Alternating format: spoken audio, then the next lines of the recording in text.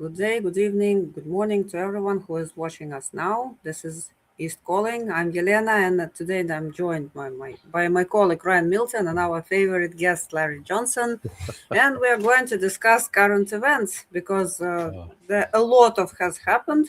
And when I left home just before the stream, there was something on the news, but now as I returned, there is something different on the news, and I guess Ryan could inform us on what Donald Trump has recently said. Ryan, I pass the word to you because I hardly believe that what he has written is even possible. I mean, Larry, it's like I need therapy just listening to this guy. If you want to put on the screen his latest civilization-ending statement, Larry. I mean, look at this. A whole civilization will die tonight, never to be brought back again. So what is he talking about? Dropping a nuclear bomb is maybe he means he's going to destroy the American civilization, the United States, right? Westerns.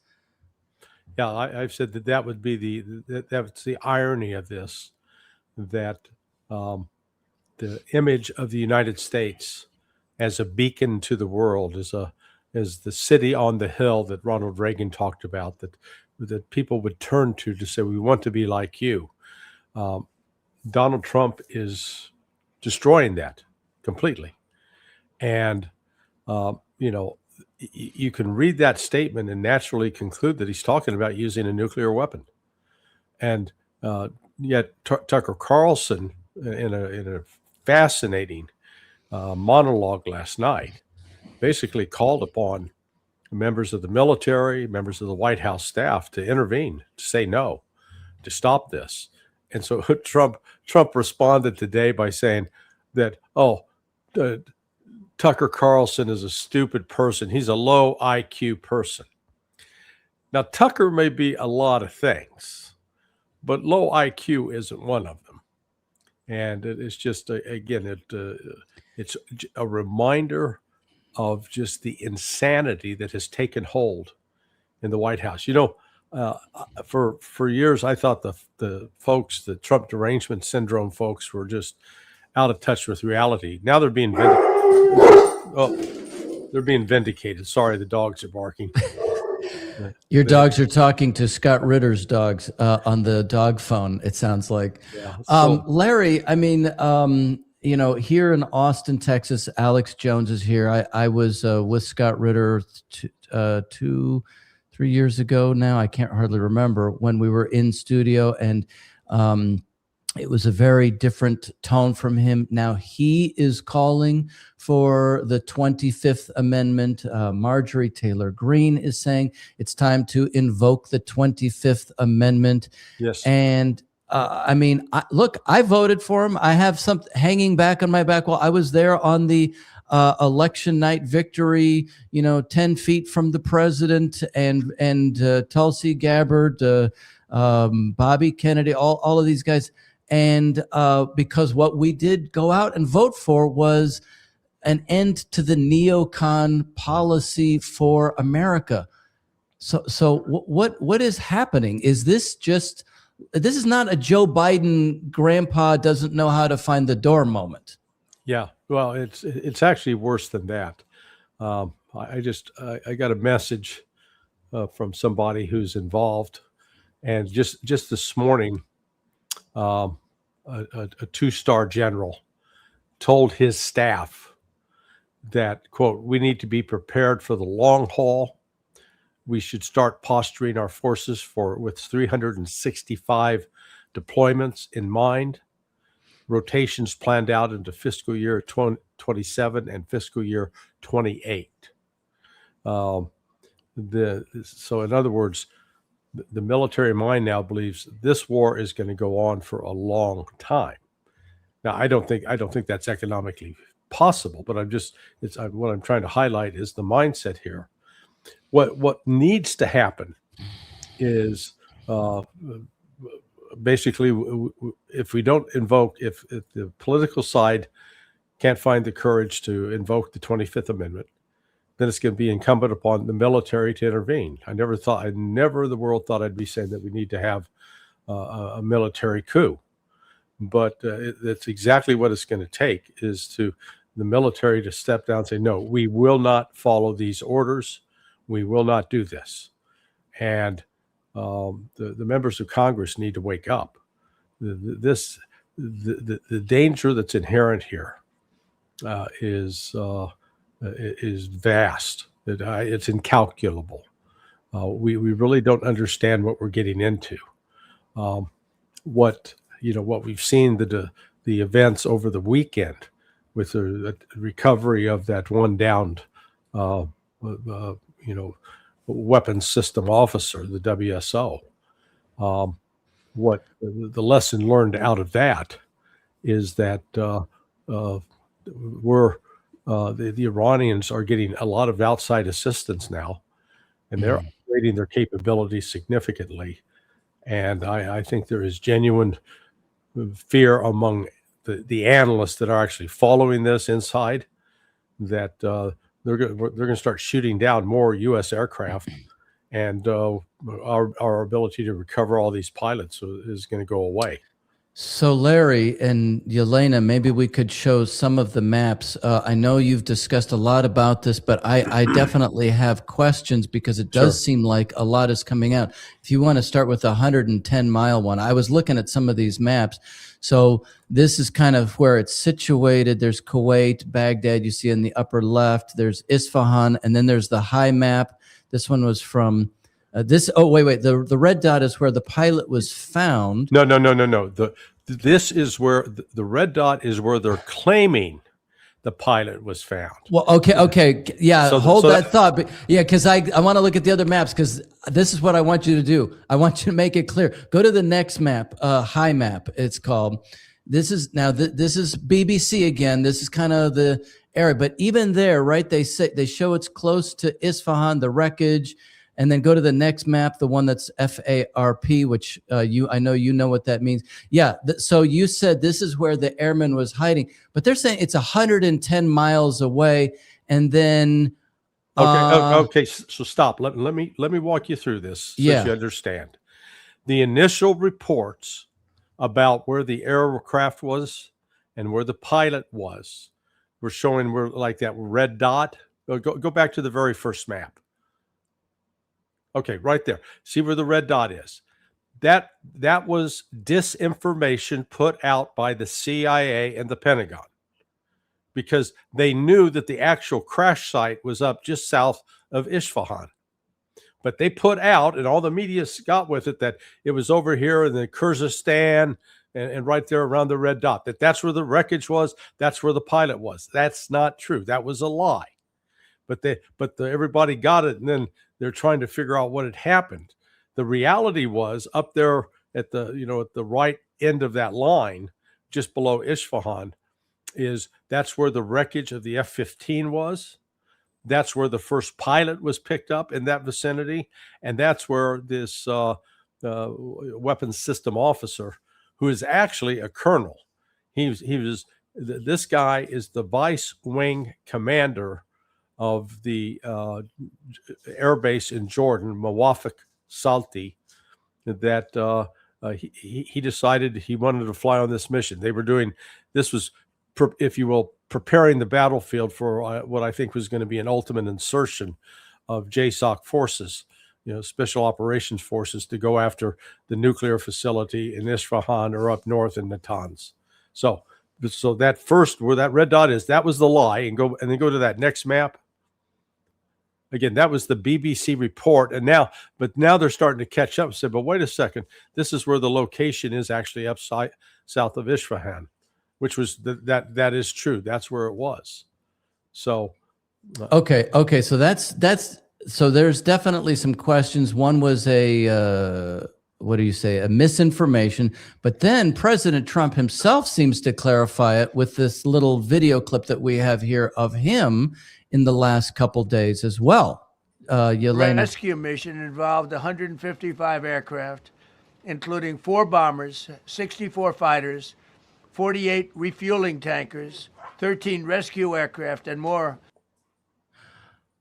Is that the biggest rescue mission of all time? No, what he's saying is bullshit. Okay, look, we just got to follow Occam's razor here.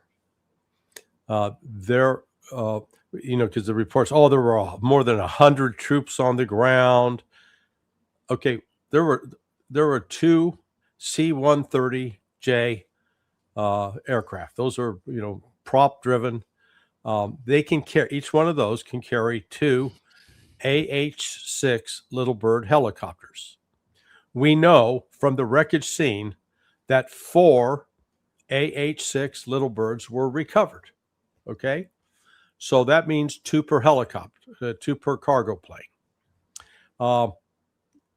If there were 100 troops, it would have required another C-130. We have zero evidence that another C-130 came there. So then you have to say, okay, how many actual people could ride on board those 2 planes if they're each carrying the Little Bird? And the answer to that is you get 3 crewmen per aircraft. Then on top of the crewmen, you get there are pilots for the Little Birds. Now, there were 4 Little Birds, which would have meant 8 pilots because there are 2 per Little Bird. I think what happened here, so this is my speculation, that those C-130s had been preloaded with the Little Birds for an operation that was going to take place, and instead it was repurposed for this rescue mission. Accordingly, what they did is they put 2 pilots on one of the aircraft, one of the C-130s, and 2 pilots on the other. So they actually only had enough pilots to fly 2 of the Little Birds, not 4. That means then, so that gives you can normally with the Little Birds and the crew, you can carry between 8 and 12 fully loaded combat soldiers in addition to the Little Birds. So at maximum, you would have had, say, 20, because you subtract the 2 pilots for the Little Birds, you would have had 20 people that could have provided both the rescue, what are called the PJs, the para-rescue jumpers, that's from a unit called the 24th STS, Special Tactical Squadron, based at Fort Bragg. And then in addition to that, some Rangers or Navy SEALs to provide perimeter security. The point of all this is the maximum number of personnel that could have been there on the ground would have been about 44, 46. And so then we have to ask, why were they not able to fly out on the C-130s? And there are at least a couple of possibilities. Possibility number one is, instead of landing, there was an airstrip just north of this area where the pilot was recovered. It was a rural airstrip, but it was concrete, it was paved, but they didn't land there. They landed south in basically desert terrain. Apparently, they did not have time to send someone out to do a site survey where they go out and test the ground. Can the plane land and then take off? Apparently, when these planes landed, they immediately sunk into the sand, into the earth, and as a result, they weren't able to take off. So they had to bring in another aircraft, which I think had been pre-staged for this contingency. It's called a CASA 295, and that could carry 60 to 70 people. So that one plane was sufficient to haul everybody out if they did the recovery. So the story, as Trump was telling it, they tried to make it this big, grandiose thing. It was costly, because if you add up the price of the aircraft that were lost, we're talking almost $500 million worth of aircraft were lost on this operation. $500 million. And the expectation now, I know, is that we're going to get more losses like this, not fewer, more. And you're going to reach a point where the United States capability to respond is going to be saturated. Unless we use nuclear weapons like he is apparently threatening. Well, even if we use nuclear weapons, that's not going to solve the problem. And that's just going to, that will escalate the war. I would think at that point, Turkey, if Trump uses a nuke, Turkey's going to get a nuke. because they've recognized that Israel's already threatened them. Pakistan, I think, would be more than happy to supply a nuclear weapon to Turkey. And then North Korea is another wild card in this. So Trump is pushing the United States into an arena of tremendous danger. And it's all, it's all predicated on a bunch of lies, just abject lies. No, I was just thinking about possible use of nukes. Of course, sounds terrible, but on the one hand, if US uses smaller nukes like tactical nukes, it will not conduct much damage to Iran actually, because tactical nukes are tactical nukes. But if they use strategic nuclear weapons, that could really trigger a world war, world war, because. Yeah, but even use of tactical nukes could trigger that war. Russia and China are going to sit back and just let the United States use nukes without any cost. This will really mean crossing the line. Now, I don't think. Again, with Trump, you can't tell because we're not dealing with a rational person. We like to assume we're dealing with a rational person and we can make conclusions that why they would or wouldn't do something. Trump is erratic, and you just don't know, which Donald Trump is showing up. We've seen in the past, he's made these just wild statements and threats, with Hamas. You better get the hostages released by Saturday or there'll be hell to pay, he said. And then nothing happened. But, in this case, the word that's coming out from people in the White House, they are genuinely concerned that Trump's going to, hit the nuclear button. And so at that point, it's going to be up to people in the military chain of command to decide whether or not to follow those orders. And so we're setting up for a genuine political crisis of enormous dimensions. And this is the video from Iran.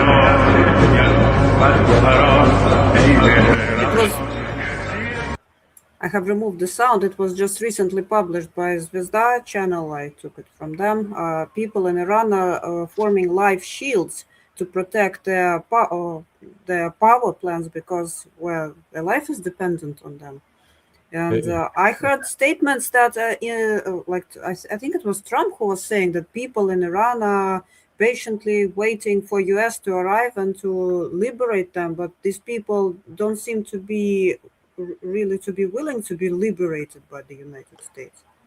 Yeah, you got to wonder what 8 p.m. deadline Trump is talking about. Is it 8 p.m. Washington time or 8 p.m. Iran time? Because right now it's about 8 p.m. In about another 10 minutes, it's going to be 8 p.m. in Tehran. So they are 7.5 hours ahead of Eastern time. This, the rhetoric that Trump is putting out and what he's publishing on Truth Social just shows like there's no inner voice saying, you know what, you better not say that. That's not a wise thing to say. This absolutely completely unfiltered, and that's what's so shocking and worrisome about this. We see that a person from our live chat writes it's EST, so Eastern time. Well, there you go. So in foreign affairs, Mr. Javad Zarif, I think it was the former vice president of Iran, wrote an article how Iran should end the war, a deal Tehran could take. I'm guessing you've seen that article. Yeah. He's completely out of touch with reality. I mean, he's part of the symptom of there's still these people in Iran that think that that all they have to do is reason with the United States, that just what we have here is a failure to communicate. That famous line from the Paul Newman movie, Cool Hand Luke. But no, it's not a failure to communicate. It is the United States is on Mars and Iran is on Venus. The United States is on the war planet. The United States is not interested in coexisting with Iran. It's not a matter that we've had some misunderstandings. Let's just talk it through and we'll work that out. No. Wake the hell up and understand. The United States wants you dead. It wants the Iranians dead. And it will exterminate the civilization if it has to, or if it will try to. So this is, we're in really dangerous territory here, and we can't dismiss that other countries, both in Europe but also Russia and China, are I think now starting to wake up and say, okay, wait a second, this is getting out of hand, and we've got to find some way to try to get it back in the corral. This is actually the rhetoric that sounded like 85 years ago already about eradicating the whole nation. So this is something that sounds very much like. Not in the bunker, though. It's out in public. Yeah, and this is, the Hitler references used so many times that it almost becomes meaningless, except in this case, I think it really genuinely applies. Hitler at the end was just, through as a result of Parkinson's disease, it's believed that he had, he was starting to hallucinate. I mean, that is one of the side effects of Parkinson's. And I'm not suggesting that Trump has Parkinson's, but there's something medically, mentally wrong with Trump. This is not normal. Well, you said Russia and China. So Zelensky has claimed he's got, I know he's irrelevant in one sense, but he claims he's got some way to help open the Strait of Hormuz. And I know part of that is just trying to keep his name in the news. But, and Yelena knows much more about this than I do, but in light of the fact that Ukraine keeps working with Israel on various projects, now, volunteering to join into this pretty much non-existent coalition on the Strait of Hormuz. What about the thinking of President Putin and also Sergei Lavrov as they survey this? Because I talked to some Russians who like to complain, they're not going hard enough, they're not doing enough. But it seems like it's such a wild situation. Maybe just rushing in isn't the thing to do. No, rushing in isn't, but setting very clear red lines and then enforcing those lines. And frankly, I think that's where Putin has failed. That the lines that ought to be established, as an example, the United States, you want to talk to us, then here are the preconditions. You're going to lift all the sanctions that you've imposed upon them. Those get lifted at the outset. And you're going to return the stolen money. So those two things, do that, then we'll know you're serious about negotiation. Don't do that, then we know that you're just committed to attacking us. And this is, we're essentially in a state of war. And you say, well, that's a reckless. That's where this is going to war if they don't turn this around.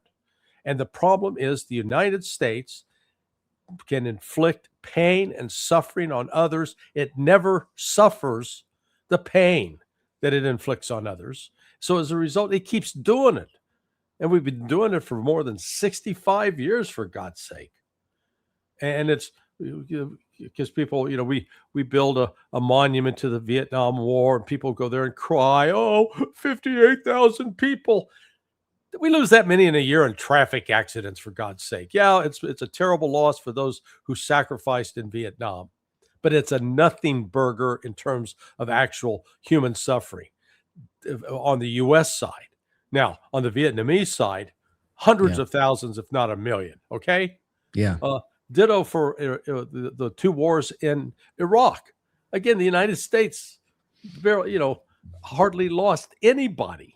I think what the total killed in action over like 16 years in Iraq was like 3,800, 4,000, and the even smaller number in Afghanistan.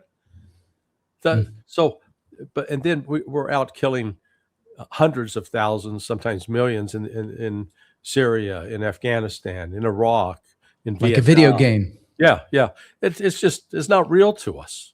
So as long as it's real, it's something out there, something with other people, we don't have to worry about it. Actually, I was thinking what you say that that Russia should set more more hard lines, Yeah. But actually, President Putin, he was very clear about the demands, and the demands were first they were set in the letter, MFA letter from December 17th, 2021. It was like concerning expansion of NATO, and this was actually, it was called Putin's ultimatum in the West. And actually, when I read that letter, I thought, well, no, West will never agree to that. And what would Russia do? And actually, Russia started SMO as a response to declining of this letter. Right, And now Putin also said many times that you should lift all the illegal restrictions and remove the troops from territory of the Donetsk and Luhansk LPR and DPR. LPR was liberated the last week on April the 1st, I think. The General Staff of Russia said that, all the Lugansk Republic has been liberated, and Donetsk, Donetsk People Republic will be a more sophisticated case, of course, because of Slavyansk and Kramatorsk agglomeration. It will be very hard, I think, but Russians are working on it. So I think Russia has set very clear conditions for negotiations. The fact is that West doesn't want to listen to it. And first of all, Europe, which uses Ukraine as a ram against Russia. So they don't want to listen. They just want to destroy Russia. Yeah. I mean, there is no, unfortunately, I don't think there is a middle ground. And in tandem with that, if I was Russia, I would put all the NATO countries on notice that any aircraft that are flying in international airspace but are within range of Russia to provide intelligence, ISR intelligence that's used to carry out attacks in Russia, that we're going to start shooting them down. NATO's played this cute game where they try to fly ISR platforms in international airspace. So, but their collection ability goes into Russia's national airspace, and I think you start shooting them down. And yes, does that run the risk of escalating this? It absolutely does. But you know what? It's going to escalate anyway, as long as Russia sits back passively, not putting an end to that, because the West just assumes that Russia's weak. See that we can do this with impunity, and then what are they going to do? They're going to whine and cry and send us a strong diplomatic note. Screw that. That means nothing. Actually, there was a pretty interesting incident. Of course, wasn't that interesting. It was attack on Ust-Luga. It's one of the largest ports that Russia has on the Baltic Sea. And for now, at least, there is no information. Did Baltic countries allow Ukraine to use their airspace for attack, or was it just done by the Ukraine itself, or what was launched? At least for now, I didn't see any information regarding what has happened. What I know that Ust-Luga has resumed operation, but the thing is that now Estonian government said, well, guys, we are not into this, and please don't we don't want to get involved. So some countries are already coming to terms. Of course, they don't like Russia, and they will never like Russia, but it's not about likes or dislikes. It's just about coming to reason that they understand that just in case they can be hurt. Well, I think again, for Russia is to put them on notice. So, okay, this one time we don't know if you allowed this or if it was done without your knowledge, but next time it doesn't matter. We're going to hold you accountable. Anything that comes over your territory that you don't shoot down, that attacks us, we're going to hold you accountable. And then Russia needs to follow through and begin blowing up and destroying Estonian, Latvian, Lithuanian military bases. I mean, they're basically like police stations anyway. But you got an uncompromising message. You can't stand around and keep getting poked in the chest with a finger and slapped upside the head and not respond. And Now, what about also there is the asymmetric effect, not necessarily militarily, but of the economy. So, just to think back a minute, going back to 2008, where the United States was involved in all of these real estate scams, and then we poured trillions of dollars into bailing out those banks. Right. China, in basically at the same time, in a decade and a half, built 50,000 kilometers of high-speed rail. Now you have Russia and China engaged in tremendous amounts of trade, and they're all pulling out of the dollar. You see that the more that Trump goes into this conflict, we see now, I think the price of oil at the pump or gas at the pump for Americans is now almost $4.50 on average, right? So, and then all of the countries of the EU, they continue to suffer. Germany, in particular, the cornerstone, if you will, economically. So there is this question I have to what you're saying, because I certainly could see us being already in World War III in one respect. But what about the economic question where people just pull the rug out? Well, so which people are you talking about in terms of pulling the rug out? Maybe slowly, as Russia and China and other countries simply disengage from the West, who, as you say, don't want to play. Yeah, no. So what is happening?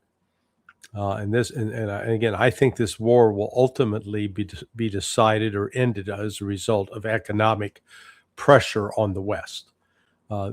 In past crises, people would naturally flee to the U.S. financial markets, buy U.S. treasuries, try to protect themselves. They're not doing that now.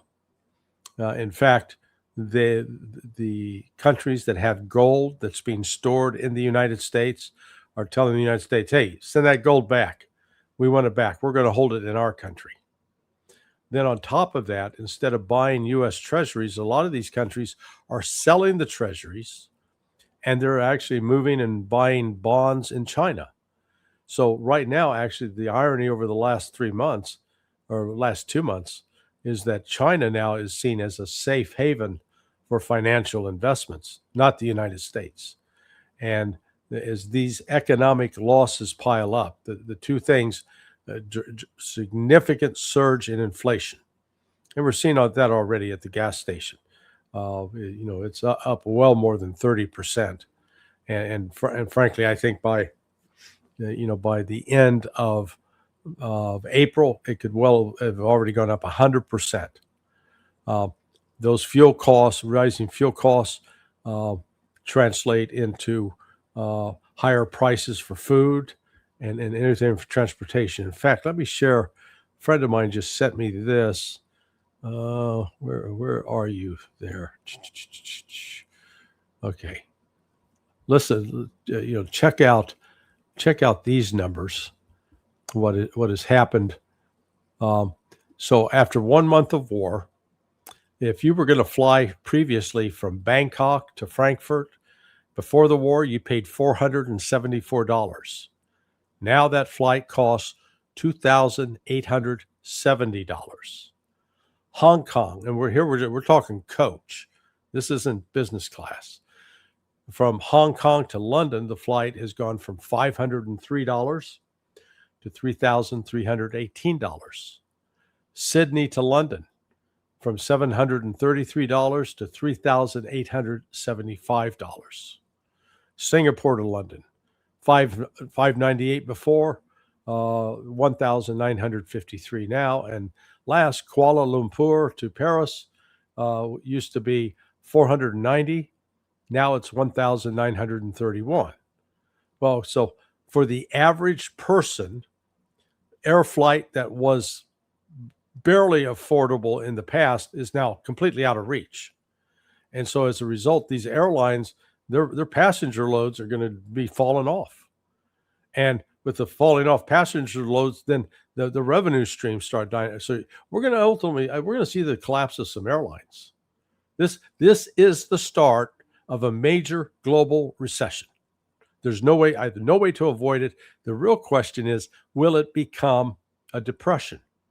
And so the expenditures, the U.S. ability to continue to borrow money without having to pay an extraordinary price on the interest, that's at an end now. And the longer this war goes on, the worse it's going to get for the United States. All of Trump's hopes that the Gulf Arabs would, funnel billions of dollars, trillions of dollars into the U.S. economy. They don't have that money anymore. Their money is dried up. And in fact, commitments made by the United Arab Emirates and Bahrain, might as well throw those in the trash. There's a real question whether those two entities will exist in another couple of months. Yeah, and I remembered about recession that we had in year 2008, actually, that started with Lehman Brothers bankruptcy. It reshaped the world dramatically, actually, if you look back in historical perspective. So what this crisis is going to bring? This one will be worse. Yes. There is on the private derivative market is far larger than anything that happened in 2008, and so the dimensions. I think there are very few that understand how deep, how broad this economic crisis can be. Ryanair CEO just came out and said on Ireland's news that the airline is and they're a budget airline, they're considering canceling 5 to 10% of flights through May, June, July, because they are seeing that the war would go on. And they just said, we don't have the fuel, we don't have the flexibility to choose routes.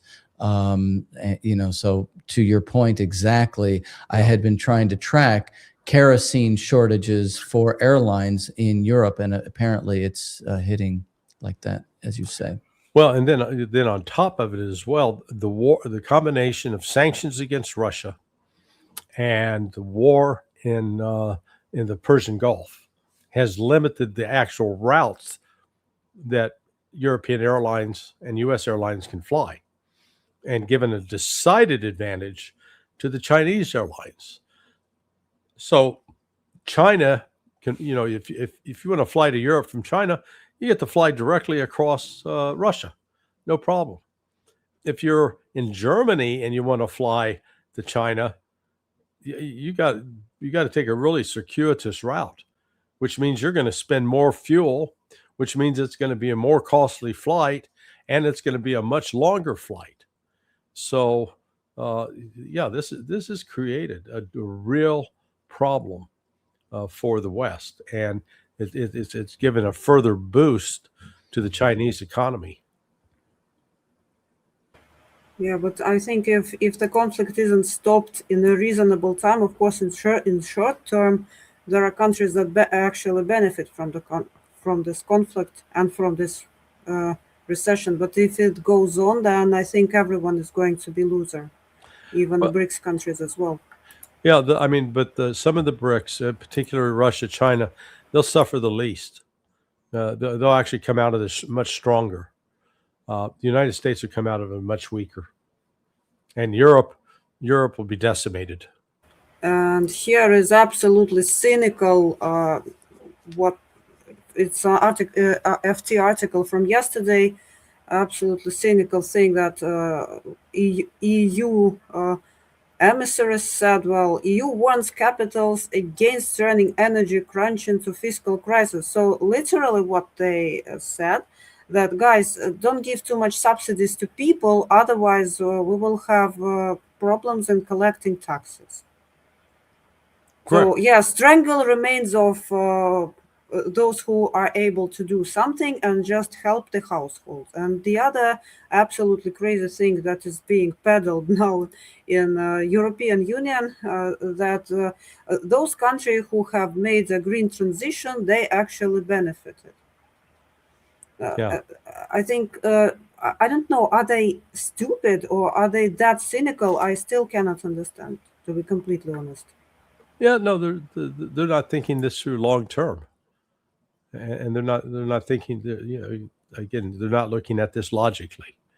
We always, particularly when you look at the decision makers in government, there's always a presumption that they are thoughtful and that they bring some critical thinking skills to the mix. And I maintain that no, if that happens, it's usually an accident. it's usually an unintended consequence. It's nice when it happens, but it usually doesn't happen. Yeah, so actually, that European Commission and other bodies that are above national governments, they are acting against European interests. That's the problem, to be completely honest. And they actually, these are the people who are behind squeezing out European business both into China and in the US. Yeah, well, look, um, the the future of the world economy lies with the BRICS countries. That's just the fact. And the U.S. can try to deny it as much as they want, but that's not going to change the reality. You know, the destruction that's taking place right now in the Persian Gulf with the United Arab Emirates, Kuwait, Saudi Arabia, Qatar. This is long lasting. This is, if the war stopped tomorrow, the damage that's been done and the negative consequences from that damage, those won't be healed for at least a year or more. So we're looking at some long-term impacts. And what I'm also actually interested in, as Larry, let's imagine that you are an investor who kept his funds, I don't know, in Dubai or somewhere else. Where now to move the money? So I'm really interested where these poor rich people will move their money now, because there is practically no safe space left for them. Well, yeah, look, the number of people went to the UAE, to Dubai, because tax haven, and now we got all the financial center, and now what? The financial center is essentially shut down. It's broken. Even previously, Iran, when accepting payment for oil, those payment mechanisms were managed through Dubai. That's no longer the case. It's now through Shanghai. We're seeing a genuine shift in the structure and operation of the world economy. And right now, Iran is actually profiting from this. It's one of the few. Yeah, it's suffering some significant physical damage from the bombings. Fortunately, not a lot of people have been killed yet, and I hope that continues. But on the economic side, Iran's actually, it's bankrupt. Its banks, which had empty vaults, are filling up with cash now. Well, and these, Yelena showed these pictures of these human chains, and I'm looking at the videos, these people standing around the power plants. I mean, it is shocking. I know people in the MAGA support base have been breaking with Trump, and so MAGA is getting smaller and smaller and smaller. Yeah. I don't really think that Thomas Massie is the best example of somebody in the Senate who would actually do something on the 25th Amendment. Oh, you mean the House? I mean House, right? Well, yeah. I was thinking. I'm sorry. Yeah, Rand Paul, Thomas Massie. That's. But I was thinking, whether it's impeachment in the House and then and then what, conviction in the Senate. I don't see those forces coming around, but you know, you don't have the MAGA people quite in the street like you have in Iran. You know, people want to say, oh, well, the Iranians, they have no problem dying for their country because they all believe in, you know, some idea of, you know, self-sacrifice. I mean, we don't believe in self-sacrifice. You know, Martin Luther King said, if you haven't found something worth dying for, then you haven't found something worth living for. Mm-hmm. You know, those people there, you see it very clearly in those videos. They don't want to be bombed into freedom. I will never forget Donald Trump saying that Iranians are asking for the bombing to happen. Yeah. So, Larry, I feel like what you're saying, what Scott Ritter, Glenn Dees, and a bunch of the other voices, it somehow still needs to permeate into these MAGA layers who know we have been lied to, but don't stand up. Yeah, well, the whole narrative that surrounded the rescue of this pilot over the weekend was this was political theater directed at the MAGA base. That, you know, the sort of this uber pro-American attitude. You know, the great patriot. Nothing better than this. This is the largest ever. This is the most spectacular. Hey, proud to be an American. Without, you know, stepping back and said, wait a second. We spent almost $500 million. And ended up rescuing one person. Well, that's great, but in the process, we destroyed a lot of aircraft that we can't replace. Some aren't even in production anymore. So the reckoning, again, it's like dealing with a drug addict, an alcoholic. They got to hit rock bottom. They got to have they crash and they recognize, if I don't change, I'm going to die moment. United States has not had that moment yet. That's where we're headed. So maybe this crisis that is coming upon us will be, in the end, will be beneficial for the West, at least. That would be the silver lining to a really dark cloud. Yes. Because Like it our has own to end periscope. somewhere, after all. Say again? I said, well, because all this self-deceiving circle has to break somewhere, it has to end. Because for now, as the majority still have food to eat and still can sustain at least I don't know, resemblance of the life that they got used to, like there were Easter holidays in Europe and in the US, as far as I understand. So people were living their normal lives. Yes, they had to save money on some things, but still they can afford at least basic stuff that they got used to. As soon as it is gone, then maybe some changes can occur in the societies. Well, we're starting to get the pain. You know, like gasoline prices are up 30%, so people are having to pay more to fill the car. Food prices have gone up dramatically. You know, just in the last year, I'd buy a big tube of hamburger. I think 3 pounds. Let's say there was 3 pounds of hamburger that cost around $14.50 to feed my dogs. Now we're paying almost $20 for that same hamburger.